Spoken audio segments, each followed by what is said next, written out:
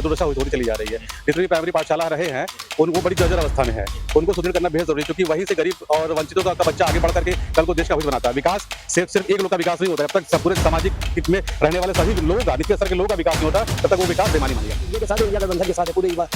अच्छा, इंडिया की सरकार बनने जा रही है, कोई परिवार नहीं है। अच्छा, अरे आप रोजगार दे दो, ये भीख देने की जरूरत नहीं है। आप ये 5 किलो जो अनाज भीख में दे रहे हो, आप रोजगार दे दो तो भीख की जरूरत नहीं पड़ेगी। मोदी जी क्या परसेंट सच होगा और पीडीए के द्वारा ही देश के सभी नागरिकों को, बहुवंचित समाज को समाज की मुख्य धारा में जोड़ा जा सकता है। कि हम बीएसपी के देखिए कट्टर वो हैं, वोटर हैं, लेकिन हम इस बार बीएसपी का ना देकर सोच रहे हैं कि सपा कोड दिया जाए। शिक्षक भर्ती में कितने बच्चे बाहर आज भी सुप्रीम कोर्ट से ऑर्डर लेने के बाद भी भटक रहे हैं और जो एग्जीक्यूशन बॉडी है वो उसको एग्जीक्यूट नहीं कर रही है, मतलब कंप्लायंस नहीं कर रही है। बीजेपी को हराना है, एक मुद्दा मेरा है, बीजेपी को मुझे हराना है, इसलिए मुझे जो है कि सपा कोड करना है। तो हम सोच रहे हैं ज़्यादा से ज़्यादा लोग सपा की ओर। नमस्कार, मैं हूं विवेन सिंह और आप देख रहे हैं क्लाउड नेटवर्क। हम इस समय जौनपुर में यहाँ समाजवादी पार्टी के कार्यालय पे यहाँ बाबू सिंह कुशवाहा जी के समर्थकों के बीच में जानेंगे इनसे कि किस तरह से ये लोग चुनाव में क्या तैयारी है और क्या किन मुद्दों के साथ। और बात हो रही है इस समय कि संविधान की बहुत ज़्यादा बात हो रही है कि संविधान बचाना है, संविधान खतरे में, लोकतंत्र खतरे में। उन्हीं सारे मुद्दों को लेकर हम बात करेंगे यहाँ के लोगों। क्या नाम है साहब का? दिलीप कुमार सर मेरा नाम है। अच्छा, हम पूर्वांचल एक गांव जासोपुर है, वहीं के रहने वाले हूँ। अच्छा, तो हम चाह रहे हैं कि हमारे जैसे कि हम बीएसपी के देखिए कट्टर वो हैं, वोटर हैं, लेकिन हम इस बार बीएसपी का ना देकर सोच रहे हैं कि सपा कोड दिया जाए। क्योंकि क्यों ऐसा बीएसपी छोड़ के सपा की तरफ क्यों? क्यों सर कि हमको बीजेपी को हराना है। अच्छा, एक मुद्दा मेरा है, बीजेपी को मुझे हराना है, इसलिए मुझे जो है कि सपा कोड करना है। अच्छा, तो हम सोच रहे हैं ज़्यादा से ज़्यादा लोग सपा की वोट दें। अच्छा, क्यों सपा को वोट देने? आपने बीजेपी को हराना है वो तो बात, और क्यों? क्योंकि सर जैसे कि हमारा संविधान खतरे में है, हाँ, तो उसके बचाने के लिए या तो हमारी बहन जी मायावती थी, मान लीजिए ठीक है सपा बीएसपी के, तो या तो वो बचा सके या तो फिर या सपा मुझे दिख रही है सामने। अच्छा, इस सपा बचाएगी? जी बचाएगी, जाती पक्का बचाएगी? एकदम पक्का बचाएगी। देखिए, संविधान की, लोकतंत्र की आज बातें हो रही हैं, लेकिन संविधान में संशोधन तो लगभग 100 से ज्यादा बार संशोधन हो चुका है, लेकिन क्या संविधान बदला है तो समय के अनुसार संशोधन होना भी, संविधान के लिए ऐसा संशोधन भी होगा।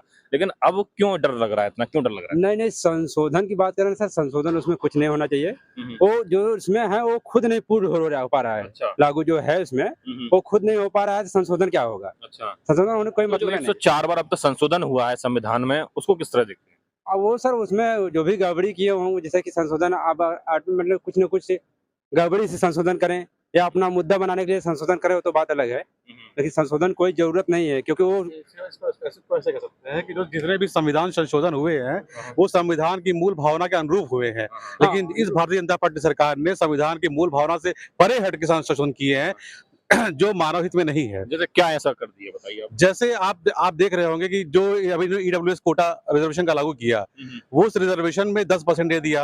अभी बिहार में जातिगत जनगणना हुई है, वहां पे जो ईडब्ल्यूएस की संख्या निकली है वो मात्र 10% निकली है, और रिजर्वेशन उस हिसाब से इनको मात्र 2.5% दिया जाना चाहिए, लेकिन यहाँ पे 10% दे दिया गया।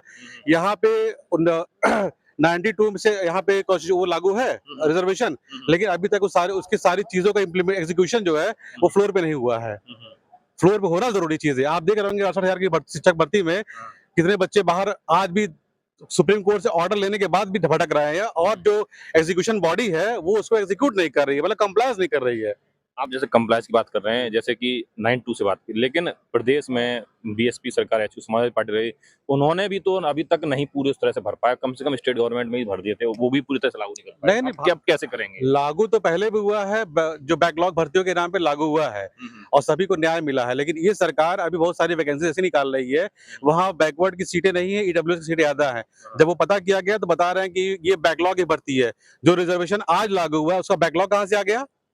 पूरी तरीके से फर्जिफिकेशन के द्वारा ये भर्तियां की जा रही हैं। नहीं, ये तो आज भर्ती की जा रही है। हाँ। मैं तो जैसे आज अखिलेश यादव जी कह रहे हैं कि हम इतना आरक्षण कर देंगे, आरक्षण खतरे में है, लेकिन जब अखिलेश यादव जी की सरकार थी और जब बीएसपी की सरकार थी, तब उस समय प्रदेश में तो नहीं पूरा भर पाए 27%। नहीं, वो जो रिजर्वेशन उस समय था, रिजर्व कोटे में कभी सीटें खाली नहीं गई। इस सरकार में रिजर्व की सीटें, रिजर्व कैटेगरी की सीटें खाली जा रही हैं और बताया जा रहा है कि not found suitable, not available. वो चीजें उस समय नहीं हुआ करती थी।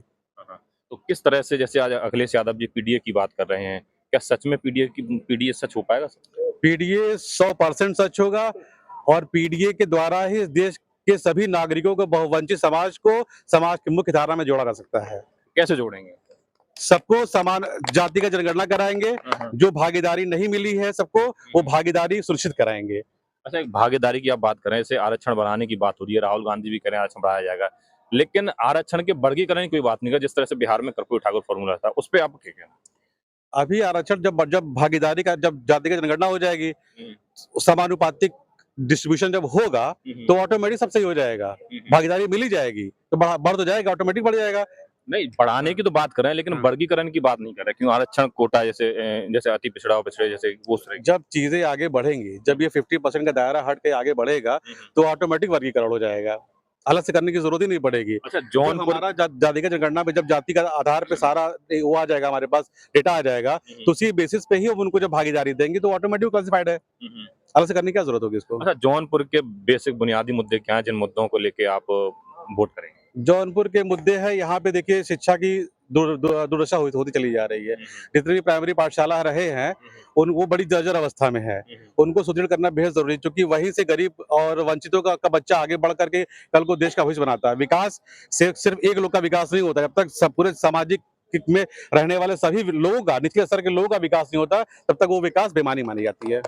क्या कहेंगे जी, जौनपुर के क्या मुद्दे हैं? जौनपुर के मुद्दे यही हैं कि मालूम है कि नहीं, गड्ढा जैसे आप ये देख लीजिए, और उसके बाद मालूम है कि नहीं, शिक्षा वाले बहुत परेशान हैं, और उसके बाद मालूम है कि नहीं, नौकरी मिल नहीं रही है, पेपर लिंक हो जा रहा है, और संविधान बता रहे खतरे में, तो संविधान वाकई खतरे में है। क्या नाम है आपका? मेरा नाम अमजद अली है। अच्छा, एक युवाओं की बात हो रही है कि युवा बेरोजगार हैं, जैसे अभी आपने कहा पेपर लीक हो जाए इस तरह से, तो क्या युवा इस बार सही निर्णय ले पाएंगे? अरे दम लेंगे कि पीडीए के साथ है, इंडिया गठबंधन के साथ है पूरे युवा। अच्छा, इंडिया की सरकार बनने जा रही है। इंडिया सरकार बनने वाली है? जी, इंडिया सरकार बनने जा रही है। अच्छा, क्या यहाँ जैसे जौनपुर में जैसे आप बाबू सिंह कुशवाहा, पीडीएम में बाबू सिंह कुशवाहा जी हैं, तो बाबू सिंह कुशवाहा जी को आप किस तरह से? बाबू सिंह कुशवाहा को मैं पीडीए के नाम से मानता हूँ। अच्छा, पीडीए, अखिलेश भैया ने टिकट दे दिया, अखिलेश भैया का सम्मान, अखिलेश भैया जिसको पे हाथ रख दिया वो मेरा प्रत्याशी। अच्छा, अखिलेश भैया इसका सम्मान। जी जी। क्या कहना चाहेंगे? क्या भाई, बेरोजगारी है, भुखमरी है, गड्ढा युक्त है। इन्होंने कहा था मैं आऊंगा तो हर चारों तरफ विकास होगा, कहीं कोई विकास दिखाई तो दे रहा विकास क्या तो रहा है मोदी जी? विकास हो रहा है? कहाँ विकास हो? अपना विकास कर नहीं रहे हो रहा हैं, है। अपना विकास कर रहे हैं। किसका अपना विकास? अडानी जी का, अंबानी जी का विकास कर रहे हैं अच्छा जी। मोदी जी कह रहे हैं 140 करोड़ देश की जनता ही मेरा परिवार है। कोई परिवार नहीं है। अच्छा, अरे आप रोजगार दे दो, ये भीख देने की जरूरत नहीं है। आप ये 5 किलो जो अनाज भीख में दे रहे हो, आप रोजगार दे दो तो भीख की जरूरत नहीं पड़ेगी। मोदी जी कह रहे हैं आत्मनिर्भर भारत बनना है। आत्मनिर्भर कैसे बनेगा? न रोजगार है, न रोजी है, कैसे बनेगा आत्मनिर्भर? ये 5 किलो राशन से आत्मनिर्भर बनेगा? क्या कहेंगे जी? जी, मोदी जी आत्मनिर्भर भारत की बात कर रहे हैं, और इंडिया अलायंस को कहते हैं जो परिवारवादी और जातिवादी लोगों का गुट है। किस तरह? लेकिन अब परिवारवाद रह कहाँ गया? अब सिर्फ परिवारवाद सपा और कांग्रेस ये सब हो गया है। अच्छा, ये सब में समझ लीजिए कि सब एकजुट हो गए हैं, एक परिवार हो गए हैं। अच्छा, अब मतलब सपा बसपा का सपा और कांग्रेस परिवार हो गए हैं। गठबंधन है ना, गठबंधन से तो अब तो इनका कुछ न कुछ आना ही आना है। तो क्या लग रहा है गठबंधन से आपको? जीतेगी। कौन जीतेगा? ये सपा, सपा जीतेगी। बाबू सिंह कुशवाहा यहाँ से जीत रहे हैं भाई। बाबू सिंह को जीत रहे हैं? हाँ जीत रहे हैं, पक्का जीत रहे हैं? पक्का पक्का एकदम। अच्छा, सब एकजुट है। सब एकजुट हैं? हाँ अच्छा, क्यों एकजुट हैं? क्या वजह है? क्या मुद्दे हैं? भाई, आज देख लीजिए कितने दिन से, आज 10 साल से क्या हुआ है। 10 साल से सिर्फ भ्रष्टाचार। इंडिया के जितने भी बड़े बड़े कारोबार थे सब बीजेपी ने बेच दिया। मोदी जी कह रहे हैं कि मैं भ्रष्टाचारियों को जेल भेज दूंगा। भ्रष्टाचार भ्रष्टाचार है। कौन भ्रष्टाचार? मोदी जी भ्रष्ट खुद ही वो है। देखिए महाराष्ट्र में क्या हुआ।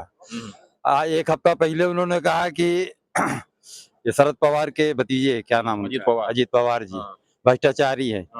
आखिर में एक हफ्ते के बाद उनको अपने में ले लिए, धुल गए, वॉशिंग मशीन में धुल गए वो। अच्छा, जो मोदी साथ चला वो धुल जाता? हाँ धुल जाता। वॉशिंग मशीन उनकी बहुत तगड़ी है। किनकी तगड़ी? मोदी जी की वॉशिंग मशीन तगड़ी है, बहुत तगड़ी वॉशिंग मशीन। जो भी गया सब धुल गया, जो गया सब धुल गया। हाँ सब धुल गया। क्या कहेंगे जी? हम लोगों की यही है, युवा पीढ़ी है, जब भी हम लोग कोई सरकारी व्यवस्था आता है, एग्जाम देने जाते हैं, हमेशा इस सरकार में देखे 10 सालों में 100% पेपर लीक हो जाता है अच्छा और कहते हैं कि जो पेपर लीक करता है उसके खिलाफ कड़ी कार्रवाई। आज तक अभी तक कोई कड़ी कार्रवाई नहीं, सिर्फ आश्वासन देते हैं और ऐसा कोई कार्य नहीं, जमीनी कोई काम इनका नहीं, सिर्फ जुमलेबाजी वाला काम है। क्या इस बार, जैसे आपने कहा युवा, तो क्या इस बार युवाओं ने क्या ठाना है, क्या युवा इस बार 100% आप विश्वास कर लीजिए, पूरे हिंदुस्तान के युवा इस बार भारतीय जनता पार्टी के खिलाफ वोट जबरदस्त करेंगे, इंडिया गठबंधन की सरकार बनाएंगे। मोदी जी कह रहे हैं 400 पार। देखिए, कहने को वो कुछ भी कह सकते हैं, लेकिन डिसाइड जो है वो जनता करती है। जनता जिसको चाहे उसको गिरा भी सकती है और जिसको चाहे उसको बना भी तो सकती क्या जनता ने डिसाइड कर है। लिया? इस बार जनता ने, हमने कहा ना, इस बार 100% युवा जो है इंडिया गठबंधन के साथ रहेंगे और इंडिया गठबंधन की सरकार बनाएंगे। तो आप लोगों ने सुना यहाँ पे लोगों ने कहा इस बार जो युवा हैं वो इंडिया गठबंधन के साथ हैं, इंडिया गठबंधन की सरकार बनेगी और जौनपुर से बाबू सिंह कुशवाहा जी यहाँ से जीत के संसद जाएंगे, पूरी जनता इनको आशीर्वाद देकर इन्हें संसद भेजेगी। आप लोगों की क्या राय है इस वीडियो को लेकर, अपनी राय हमें कमेंट बॉक्स में बताइएगा। अपडेट पाने के लिए हमारे चैनल क्लाउड न्यूज को अभी लाइक करें, सब्सक्राइब करें और बेल आइकन दबाना बिल्कुल ना भूलें।